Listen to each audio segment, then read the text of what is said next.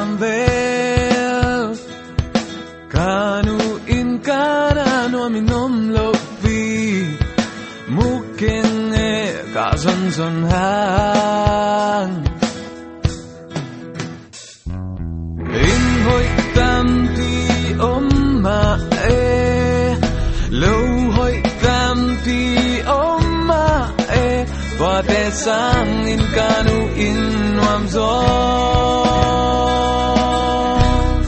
in ka cha hun dingak lai gan la pia ka om chang kanung len loam kanu in nuam hong pok loa in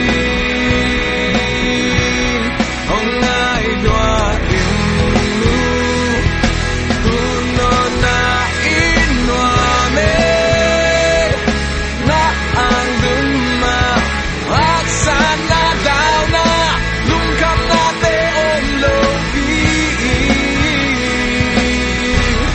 na in sung na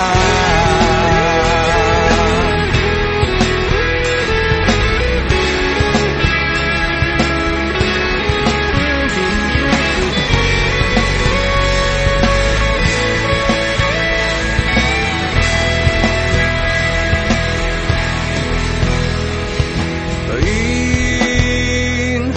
kamit ha amuing kaut bang bangin sung tumin puswakin kanuin na mundang gamdang akatung zongin tuirang leirang akaom zong kanu om na kanu in manuam vel in kaja hun dingak lain gam la pia ka om jang kalu len loao kanu in nuam hong pok loa in